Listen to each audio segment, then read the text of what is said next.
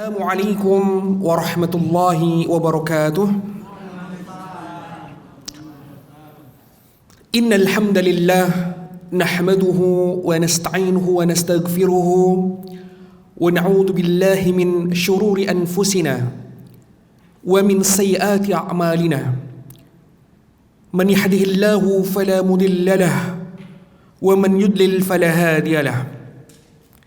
أشهد أن لا إله إلا الله وحده لا شريك له وأشهد أن محمدا عبده ورسوله لا نبي بعده اللهم صل وسلم وبارك تسليما كثيرا على نبينا محمد صلى الله عليه وسلم وعلى آله وأصحابه ومن تبعه ومواله.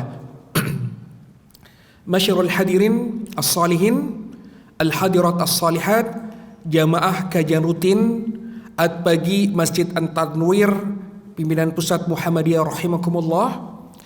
Alhamdulillah pada kesempatan pagi hari yang cerah ini Allah SWT masih berkenan memberikan kepada kita nikmat taufik dan hidayah untuk senantiasa bisa meramaikan rumah Allah, menjalankan di antara amal solih yang kelihatannya sederhana, tetapi Nabi Muhammad SAW menjamin kumpulnya kita di rumah Allah ini, hadirnya kita di majelis ilmu ini termasuk di antara ikhdarus sakinah, cara untuk menghadirkan ketenangan dari Allah Azza wa Jalla. Dalam hadis sahih yang tentunya tidak bosan untuk kita ingat, Rasulullah sallallahu alaihi wasallam pernah bersabda, "Ma jalasa qaumun fi baitin min buyutillah yatluna kitab Allah wa yatadarasuna fima bainahum illa nazalat alaihimus sakinah wa ghasiyatuhumur rahmah wa huffatilhumul malaikah wa dzakarallahu fi man indah." Dan tidaklah duduk sekelompok manusia fi baitin, di rumah, min buyutillah, dari rumah-rumah Allah yang lain, yatluna kitab Allah, mereka membaca kitab Allah, wa yatadarasuna fima bainahum, dan mereka mempelajari apa yang ada di dalamnya, illa nazalat alihimus sakinah, kecuali akan turun ketenangan dalam diri mereka, wa ghasyiyatuhumur rahmah, dan mereka juga akan diliputi oleh kasih sayang Allah, wa huffatilhumul malaikah, dan mereka akan dikelilingi oleh para malaikat, wa dzakarallahu fi man indah, dan namanya akan disebut-sebut di hadapan Allah Azza wa Jalla. Inilah bentuk amal yang kelihatan sederhana tetapi insyaallah bermakna. Para hadirin hadirat rahimakumullah, seperti biasa saya sudah bertekad, berazam bahwasanya kajian yang saya isi, walaupun saya mungkin tidak rutin ada setiap bulan, tapi pada muqaddimah beberapa pertemuan yang lalu saya sudah pernah menyampaikan insyaallah saya bertekad akan menghatamkan kajian di masjid ini tentang hadis Al-Arba'in An-Nawawi, yaitu sebuah kitab yang telah melewati abad demi abad, meneruskan tradisi tentang pengajaran Islam secara sederhana, sebuah kitab yang mewakili seluruh persoalan Islam dengan 42 hadisnya. Ya, kelihatan sederhana. Cuma saya senantiasa ingat Peter Schumacher itu dia pernah buat buku judulnya adalah Small is Beautiful. Kecil itu indah. Ya. Jadi mungkin dibalik tentang wacana keislaman, dialektika keislaman yang canggih gitu ya, saya coba ingin menghadirkan sesuatu yang sederhana. Dan ini telah menjadi tradisi keulamaan Islam, menjelaskan tentang berupa mutunul ilmiah, kitab-kitab matan ilmu Islam yang sudah teruji selama ratusan tahun dan disyarah untuk memberikan pemahaman Islam secara baik. Termasuk salah satunya adalah hadis Arba'in Nawawi ini. Dan kajian ini masuk pada hadis nomor ketiga. Kita nanti coba akan membahasnya, walaupun materi ini sangat sederhana. Saya bacakan dulu hadisnya. An Abi Abdurrahman Abdullah ibni Umar bin Al-Khattabi radhiyallahu anhuma qala Sami'tu an-nabiyya sallallahu alaihi wasallam yaqulu. Hadis nomor 3 ini diriwayatkan oleh sahabat Abu Abdurrahman Abdullah bin Umar ibnu Khattab radhiyallahu anhuma. Semoga Allah meridai kepada keduanya. Jadi hadis ini diriwayatkan oleh sahabat Abdullah bin Umar. Dan Abdullah bin Umar punya ismul kunyah, punya nama julukan adalah Abu Abdurrahman. Faidahnya apa? Memang maka sebagian para ulama mengatakan termasuk di antara tradisi Islam itu adalah punya nama kunyah, ya. Sebagaimana Abdullah bin Umar punya kunyah namanya adalah Abu Abdurrahman, dan nama beliau sendiri adalah Abdullah ibnu Umar. Dan di zaman Nabi kita tahu ada dikenal dengan namanya Al-Abadilah, sahabat-sahabat Nabi yang bernama Abdullah. Di antaranya adalah sahabat junior. Ada namanya adalah Abdullah bin Mas'ud, ada Abdullah bin Umar, ada Abdullah bin Abbas, dan ada juga Abdullah bin Amr. Apa faedah yang bisa kita ambil?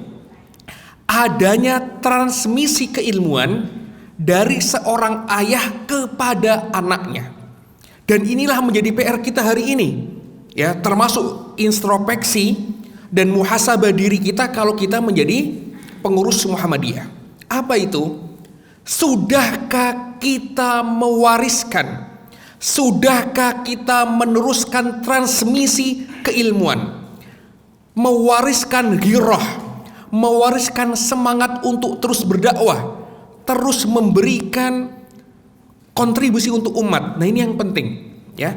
Jangan sampai kita bapaknya mungkin pengurus Muhammadiyah besar, pengurus Muhammadiyah yang hebat, ya, terkenal, tetapi mohon maaf, kita tidak mewariskan semangat keilmuan, kita tidak mewariskan semangat gerakan, kita tidak mewariskan semangat kontribusi umat kepada anak ataupun cucu kita, ya. Nah, ini diantara PR kita.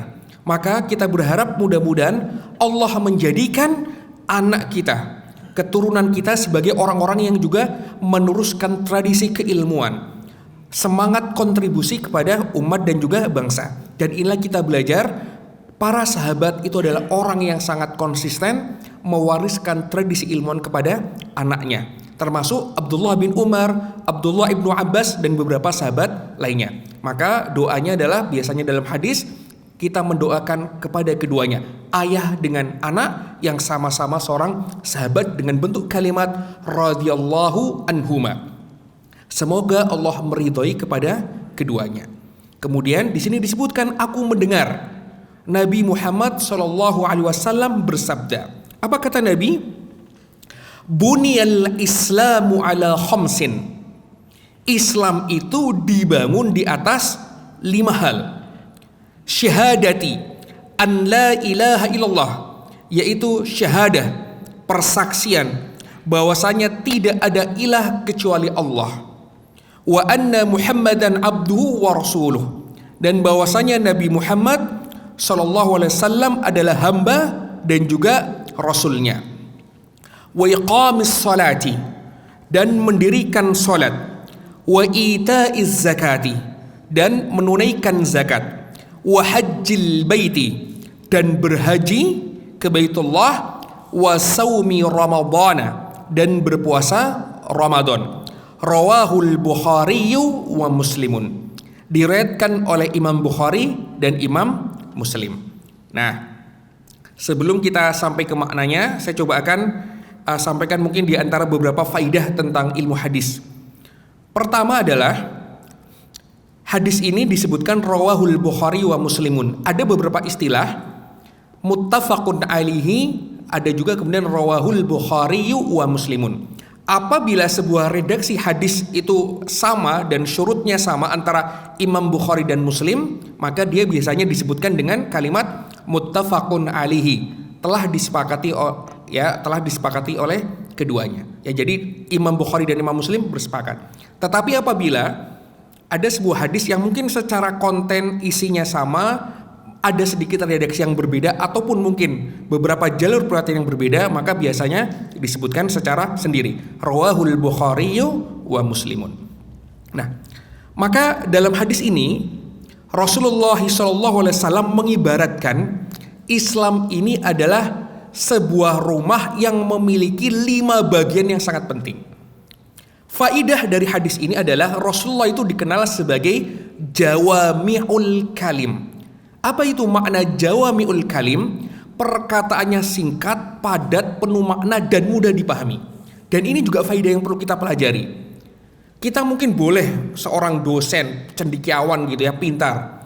Tetapi kita harus bisa menjelaskan secara sederhana kepada orang lain. Kita punya anak, kita punya cucu, mungkin kita juga guru di sekolah dasar. Nah, maka kita apa? Kita perlu menjelaskan sebuah perkara itu secara sederhana. Dan inilah yang dilakukan oleh Rasul. Jadi Rasul itu ketika menjelaskan Islam, kadang-kadang dengan bahasa yang sangat sederhana. Para sahabat itu kan biar punya bayangan. Apa itu? Islam itu bagikan bangunan. Maka apa? Buniyal Islamu ala khamsin. Maka bisa mengira-ngira. Kalau sebagaimana kemudian kita membayangkan bangunan ini, oh kita akan tahu bangunan ini punya struktur apa saja. Dan demikian pula Islam itu punya struktur, punya bagian-bagian yang sangat penting. Apa itu? Nah, disebutkan tadi. Ada 2 kalimat syahadat, ada sholat 5 waktu, ada membayar zakat, ada haji, dan ada puasa di bulan Ramadan. Faidah selanjutnya dari hadis ini juga menunjukkan terkait tertib atau urutan rukun Islam itu pada poin nomor 3, 4, 5 kadangkala susunannya bisa berubah urutannya. Ya, ini juga perlu dipahami oleh guru karena saya pernah melihat ada seorang guru menyalahkan jawaban rukun Islam. Alasannya jadi gini, anaknya menuliskan gini.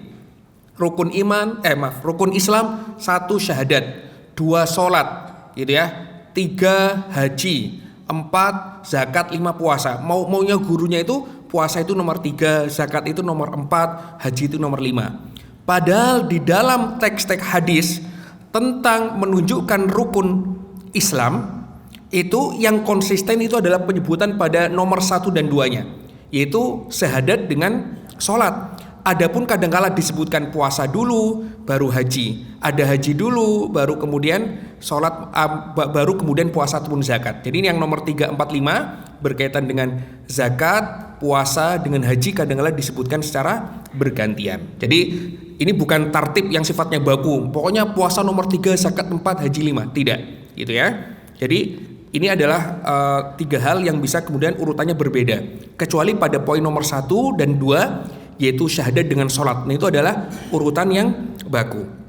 Nah, pertama adalah kita bahas tentang berkaitan dengan syahadah, ya, tentang syahadat. Dan ini dikatakan bahwasanya apa? Para ulama bersepakat bahwa 2 kalimat syahadat adalah fondasi yang paling utama. Maka barang siapa yang meninggalkannya, artinya tidak bersyahadat, maka bangunan tersebut runtuh secara keseluruhan. Artinya dia tidak dianggap sebagai sebuah Islam. Sebesar apapun kontribusinya kepada umat Islam. Ya, itulah pentingnya kemudian syahadah.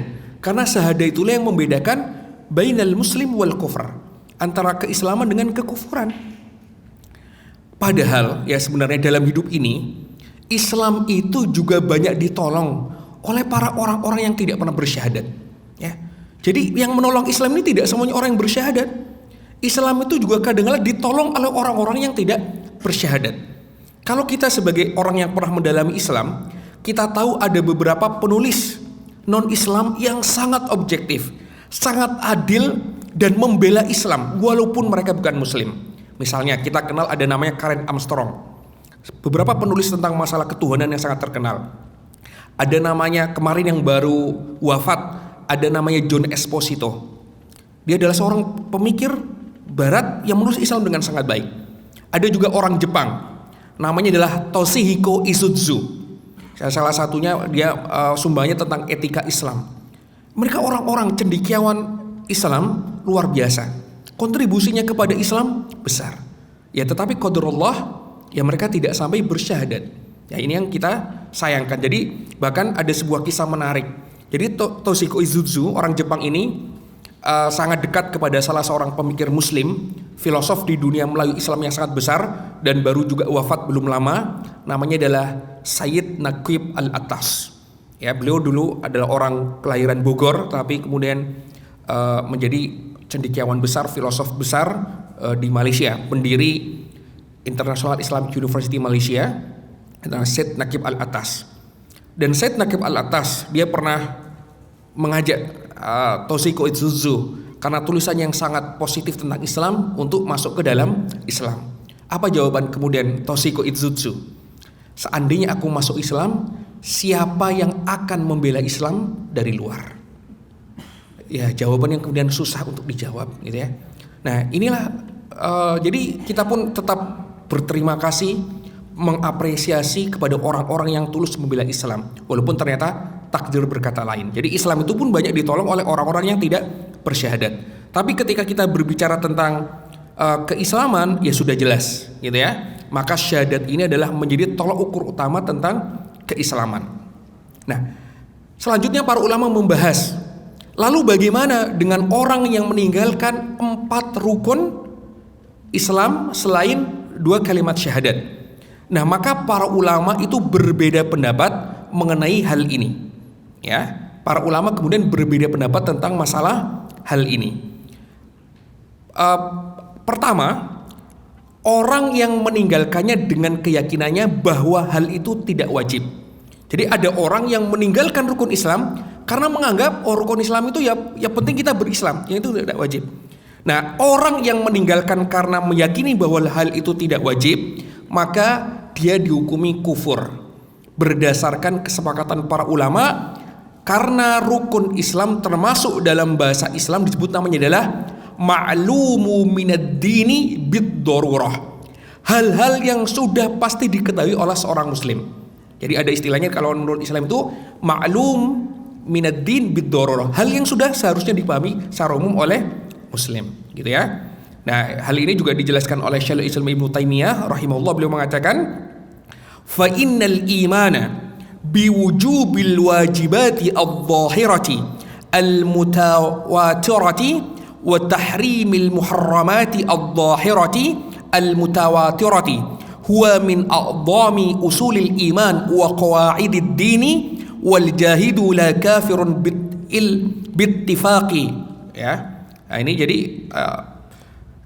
sesuatu yang terkait keimanan dan kewajiban-kewajiban yang sifatnya dhahir, mutawatir, pengharaman tentang keharaman yang sifatnya dhahir dan juga mutawatir, maka ini termasuk diantara pondasi-pondasi keimanan dan kaidah-kaidah keagamaan yang sifatnya baku dan wajib diketahui.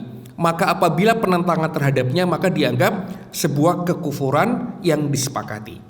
Gitu ya, itu namanya adalah ma'lumu minad dini bid-darurah. Nah, mungkin para jamaah sekalian, kita juga tadi kaitannya belajar tentang keimanan, sesuatu yang sederhana itu, ini juga sebenarnya adalah tradisi dari Kiai Haji Ahmad Dahlan. Ya, tradisi oleh Kiai Haji Ahmad Dahlan. Bapak Ibu pernah tidak membaca sebuah kitab yang dikeluarkan oleh Raden Haiban Hajid? Ya, beliau adalah satu murid ya dari Kiai Haji Ahmad Dahlan, dan beliau juga mengeluarkan buku ini dinisbahkan dikarang oleh Kiai Haji Ahmad Dahlan dengan izin salah satu keturunan beliau yaitu Sirot Dahlan. Judulnya itu masih dalam bahasa Jawa, Aqaid spasi Dul Iman. Bacanya adalah Aqaidul Iman. Ini dikarang oleh Kiai Haji Ahmad Dahlan. Jadi buku ini tipis, cuma beberapa 23 halaman. Ya. Dia dibuka dengan kalimat gini, Bismillahirrahmanirrahim. Aqaidul Iman. Pasal 1. Opo wajibe wong urip. Ya, sesuatu yang sangat sederhana. Jadi Ahmad Dahlan itu pasal ke-1 kemudian beliau mengingatkan opo wajibe wong urip. Maka kemudian kata Kiai Ahmad Dahlan, kedah mangertos pernotonipun agami Islam lajeng nglampahi ingkang fardu-fardu utawi wajib, tegesipun ingkang mesti-mesti serta nilar ingkang haram-haram atau awisan. Ya, ini pelajaran pertama. Jadi apa yang seharusnya orang hidup itu lakukan gitu ya, bahasa Indonesia gitu. Apa yang seharusnya orang hidup itu lakukan, maka kata Kiai Haji Dahlan, dia harus memahami tentang aturan-aturan agama Islam, apa itu hal-hal yang fardu, apa itu hal-hal yang wajib yang harus dilakukan, serta dia meninggalkan hal-hal yang haram atau dilarang. Nah, kan gampang kan, sederhana kata Kiai Haji Dahlan. Pasal kedua, opo mung tumrat wong lanang bae, ya. Apakah kemudian itu hanya menjadi kewajiban lelaki saja? Nah, ini sebenarnya kajiannya tentang kesetaraan gitu ya, tentang equality. Maka dikatakan boten namun tungrap tiang jaler kemawon. Senajan tiang estri utawi wandu inggih sami kewajiban mangertos lan netepi. Jadi yang namanya kewajiban itu tidak berbatas, laki-laki dan perempuan sama, gitu ya. Kemudian pasal nomor 3-nya, opo tegese agama Islam? Tegesipun agami punika pernatan dohir lan batos saking ngarsa dalem zat ingkang moho suci keparingaken dhateng Kanjeng Nabi Muhammad sallallahu alaihi wasallam lan para rasul alaihi salatu wassalam lan sami kadhawuhipun nindakaken piyambak-piyambak soho merodinaken sedaya umatipun. Nah, ini sudah ya, ini kalau yang bahasa Jawa sih mohon maaf ya, nanti kalau ada salah. Jadi katanya apa? Agama itu adalah pernaton dohir lan batos. Jadi aturan-aturan terkait sesuatu yang dohir lan batin, dan juga hal-hal yang terkait tentang batin, ad-dhahirah wal batinah gitu ya, kalau menurut para ulama, saking ngarsa dalem. Jadi ngarsa dalem itu menunjukkan sesuatu yang tinggi, dan ini pelajaran ini harus kita ambil. Jadi berdakwah itu harus sesuai dengan bahasa kaumnya. Jadi Ahmad Dahlan itu nulis ya, ketika nyebut Allah itu dengan model Pronoto Jawa gitu ya, ngarsa dalem. Sekarang ngarsa dalem juga masih disebut untuk memanggil Sri Sultan, ya Sultan. Ngarsa dalem. Jadi menunjukkan kepada Allah zat ingkang moho suci, pada zat yang maha suci, ya, yang kemudian diajarkan melalui Nabi Muhammad SAW dan para rasul-rasulnya, gitu ya. Nah, jadi sederhana sekali. Nanti boleh kalau nggak percaya, mungkin sekarang sambil boleh juga di googling, tulis aja Aqaidul Iman Kiai Haji Dahlan. Itu nanti di arsip Tarjih itu nanti kemudian bisa kelihatan buku ini. Nah, jadi apa intinya? Bahwasanya dan bab-babnya itu sebenarnya kalau mau disebutin ya 23, penasaran isinya apa saja. Jadi nomor 3, jadi tadi kan opo tegese agama Islam ya. Kemudian nomor 4 itu opo tegese Islam. Yang nomor 5 piro pernatane agama Islam. Yang nomor 6 opo tegese siji-sijine pernoton 5. Kemudian yang nomor 7, pasal 7 itu pernatan 5 ikut diarani opo. Yang nomor 8 sing kadunungan hukum 5 iku sapa. Nomor 9 itu piro syarate wong mukalaf. Yang nomor 10 wong mukalaf iku opo kewajiban. Nomor 11 wajib lan sunat iku podo diperang dadi piro.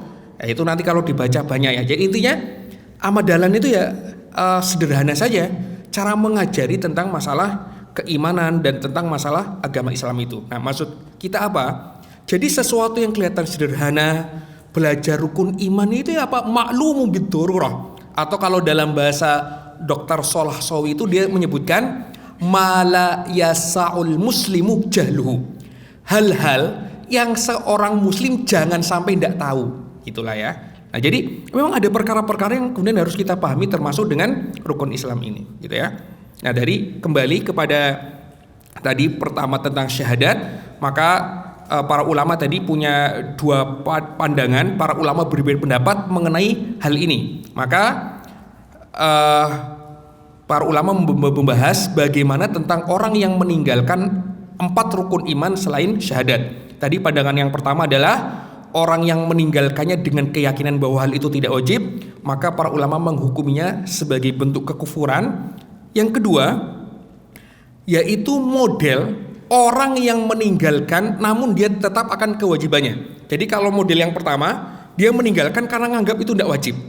Yang kedua, dia modelnya adalah orang yang meninggalkan rukun Islam, tetapi dia tidak mengingkari kewajibannya, ya cuma meninggalkan saja. Dia tidak menggugat tentang kewajibannya. Nah, maka orang yang meninggalkan salah satu dari rukun Islam selain syahadat, namun dia tetap meyakini akan kewajibannya, para ulama juga berselisih pendapat mengenai hal ini. Pendapat pertama mengatakan bahwasanya yang kafir hanya orang yang meninggalkan sholat saja. Jadi kalau orang yang meninggalkan sholatnya saja, maka itu dihukumin kafir. Tetapi kalau dia meninggalkan zakat, meninggalkan haji gitu ya, meninggalkan puasa Ramadan, tidak dihukumi sebagai kekafiran. Pokoknya yang ditinggalkan cuma sholat saja. Pendapat yang kedua, yang dikatakan kafir adalah orang yang meninggalkan sholat dan zakat. Ya, itulah baru dinamakan kemudian kafir gitu ya. Pendapat ketiga, orang yang meninggalkan salah satu dari rukun Islam apapun itu selain syahadat juga kemudian kafir. Pendapat keempat adalah orang yang meninggalkan salah satu rukun Islam selain 2 syahadat namun dia masih meyakini kewajibannya, maka ini adalah tidak kafir. Dan ini adalah pendapat muktamad dalam madhab Imam Syafi'i gitu ya. Dan para ulama biasanya saling memperkuat dalil, ada yang memperkuat pendapatnya Imam Syafi'i, ada juga yang menguatkan pendapat pertama. Yang penting jangan sampai kemudian meninggalkan sholat. Ya, nah ini posisi para ulama berkaitan dengan masalah arkanul Islam, tentang rukun-rukun Islam. Ya. Nah, kemudian para ulama juga membahas berkaitan dengan hukum orang yang meninggalkan sholat. Jadi ditafsir lagi. Tadi orang yang meninggalkan rukun Islam. Kemudian sekarang bagaimana tentang hukum orang yang meninggalkan sholat? Maka perlu diketahui orang yang meninggalkan sholat modelnya juga sama. Ada 2 model. Pertama adalah orang yang meninggalkan sholat karena meyakini bahwasanya sholat tidak wajib. Ya, dan saya pernah menemukan model seperti ini. Bahkan suami salah satu teman saya, dia menganggap Islam itu ada yang penting itu adalah at-taslim, berserah diri, berislam. Modelnya macam-macam ya. Maka kata dia, inti jadi orang Islam itu adalah berbuat baik. Nah, dia tidak pernah sholat, tidak pernah puasa, tidak pernah zakat. Pokoknya dia Islam kayak gitu aja. Nah, ini adalah pendapat yang pertama. Kalau dalam kasus yang sufi ada juga modelnya, mereka mengatakan bahwasanya saya sudah sampai pada level hakikat. Ya, sholat, zakat, puasa itu kan cuma perkara syariat. Saya sudah melampaui masalah syariat itu karena dianggapnya sudah level hakikat. Ya, maka saya tidak perlu sholat. Nah, maka ini termasuk diantara bentuk kekufuran. Ya, jadi para ulama mengatakan ini juga termasuk perbuatan kufur. Model yang kedua, orang yang meninggalkan sholat, tetapi sebenarnya dia mengakui sholat itu wajib. Cuma dia meninggalkan, ya mungkin karena malas, masih belum dapat hidayah untuk sholat gitu ya. Ya, maka para ulama menghukuminya, sebagian mengatakan dia tidak sampai jatuh kekafiran. Tetapi terlepas dari kedua pandangan itu, ya, dalam hadis-hadis Nabi apabila kemudian kita coba menggali, maka memang ancaman-ancaman yang dilakukan oleh Nabi bagi orang-orang yang meninggalkan sholat ini sangat besar. Ya, maka Rasulullah SAW juga bersabda, al-ahdu alladhi bainana wa bainahumus shalah faman tarakaha faqad kafara. Perjanjian yang memisahkan antara kita dengan mereka adalah sholat. Maka barang siapa yang meninggalkan sholat, maka dia telah kafir. Dari sahabat Jabir bin Abdullah radhiyallahu an, Rasulullah SAW juga pernah bersabda, inna bainar rajuli wa bainasy syirki wal kufri tarkas sholah. Sesungguhnya antara seseorang dengan kesyirikan dan kekufuran adalah meninggalkan sholat. Maka rukun Islam yang perlu kita concern di dalamnya sekarang adalah berkaitan dengan sholat. Karena jelas ancaman-ancaman meninggalkan sholat sangat kuat. Dan di dalam hadis lain Nabi juga pernah bersabda, awwalu ma yuhasabu bil abdu yaumal qiyamati as-shalah fa in soluhat soluha sairu amali wa in fasadat fasada sairu amali. Ya, sesungguhnya yang akan dihisab pada hari kiamat nanti itu adalah sholat. Apabila sholatnya baik maka baiklah seluruh sholatnya, dan apabila jelek maka jeleklah seluruh amal yang lainnya.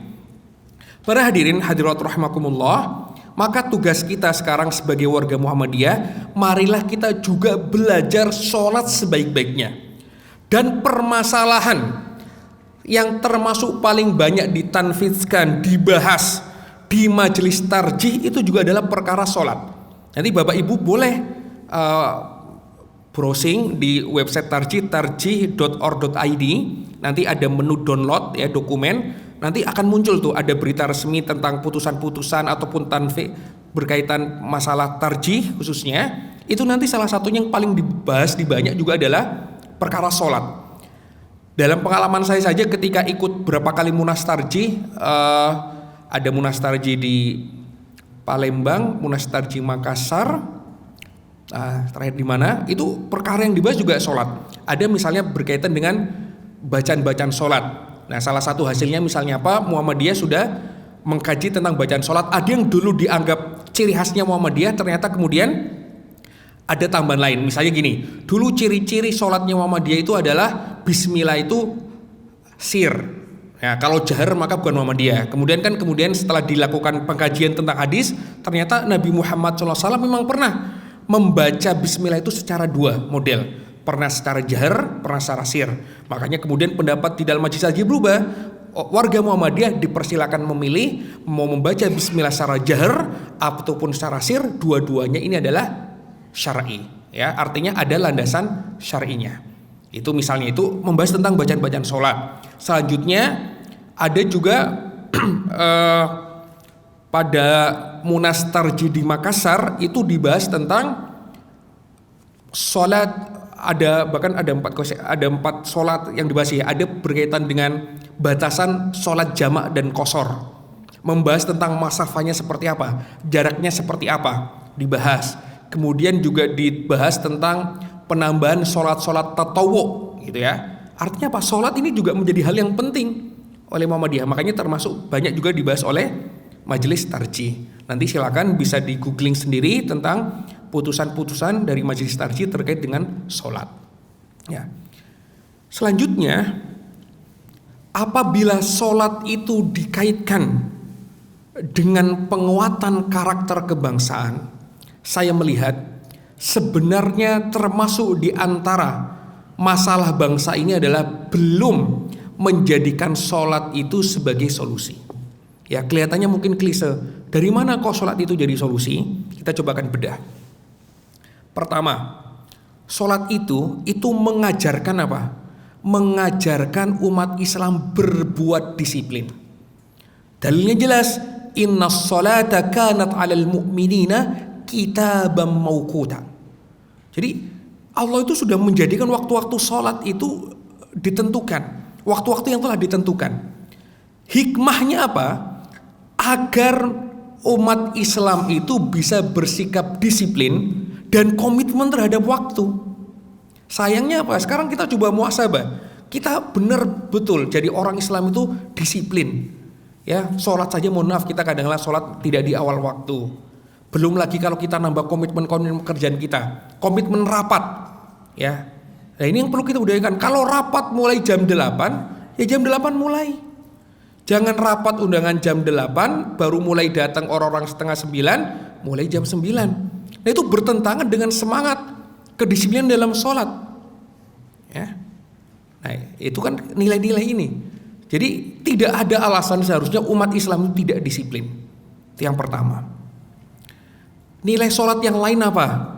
Yaitu menjunjung tinggi tentang an-nadhafah wa tuhur, tentang kebersihan dan kesucian. Ya, sholat itu disyaratkan suci. Dan suci itu diawali dengan bentuk toharo-toharo yang beragam. Dan toharo yang benar itu adalah tempatnya juga suci dan bersih. Maka selalu saya katakan, ini kalau dalam misalnya pengajian dengan kepala sekolah dan juga pengajian tentang grup kumpulan DKM Masjid Muhammadiyah, selalu saya ingatkan, tolong ukur paling sederhana kesuksesan kita juga dalam mengurus masjid itu apa? Dan sekolah juga cara ngurus sekolah. Pastikan toilet-toilet di sekolah Muhammadiyah, toilet-toilet di Masjid Muhammadiyah itu jangan sampai pesing, jangan sampai kotor. Itu sudah tidak sesuai dengan semangat Islam. Itu masalahnya. Jadi gampang kalau toilet kita aja nggak bisa bersih, masih pesing gitu ya. Ya itu artinya kita salah manajemen gitu ya. Nah, sholat juga menjunjung tinggi apa? Nilai solidaritas dan kepedulian sosial. Laki-laki itu kan diajarkan kalau tidak punya uzur, itu sholat itu kan berjamaah. Karena ayat-ayatnya itu jelas. Farka'u ma'ar raqiin, rukuklah kamu bersama orang-orang yang ruku. Artinya apa? Sholat jamaah. Dan belum lagi hadis-hadis yang menunjukkan tentang sholat jamaah. Maka apa? Itu kan membentuk sebuah kohesi sosial. Datang kita kenal dengan orang, tahu ada tetangganya yang datang, apakah dia sedang sakit atau tidak. Ya maka Nabi dilihat ke bagaimana cara Nabi setelah sholat jamaah apa? Beliau kan setelah sholat membalikkan badannya ke arah jamaah. Untuk apa? Mengecek ada tidak sahabat yang mungkin tidak hadir. Nah maka jadikan masjid ini juga sebagai bentuk pusat peradaban. Dan ini juga yang sekarang menjadi concern di PP Muhammadiyah, termasuk di Majelis Tabligh Muhammadiyah. Kita sekarang sudah punya pedoman tentang pengelolaan masjid dan musola Muhammadiyah. Dan majalah Tabligh bulan ini kan juga sama tuh temanya. Masjid memakmurkan dan dimakmurkan, dari Muhammadiyah untuk umat. Sekarang Majelis Tarjili punya aplikasi untuk mendata mubalik Muhammadiyah, masjid Muhammadiyah, Sitama gitu ya aplikasinya. Itu untuk apa? Coba betul-betul diurus masjid Muhammadiyah dengan baik. Karena inilah pusat peradaban. Masjid itu pusat peradaban. Dan masjid itu salah satunya tadi menjunjung tinggi nilai keadilan, nilai silaturahmi, ukhuwah. Dan sholat ini kan juga pasti ya di masjid gitu ya. Ini nilai-nilai rukun Islam yang perlu kemudian kita bangun. Nah, adapun untuk hal yang lain kita juga berdoa mudah-mudahan perkara yang lain kan sudah banyak dibahas ya, mungkin tentang puasa Ramadan, tentang zakat ada majelisnya sendiri, dan tentang haji juga alhamdulillah kita apresiasi pemerintah ketika fokus, bahkan ada Kementerian Khusus Haji. Mudah-mudahan ini adalah juga termasuk cara kita memperbaiki rukun-rukun Islam kita, dan mudah-mudahan Allah senantiasa menjaga niat baik itu. Nah, mungkin ini yang bisa kami sampaikan pada kesempatan pagi hari ini. Artinya pada kesempatan selanjutnya ketika jadwal saya mengisi, insya Allah maka kita akan masuk pada hadis Arba'in Nawawi yang nomor 4. Dan ini hadis yang sangat penting karena nanti juga berkaitan dengan masalah takdir gitu ya.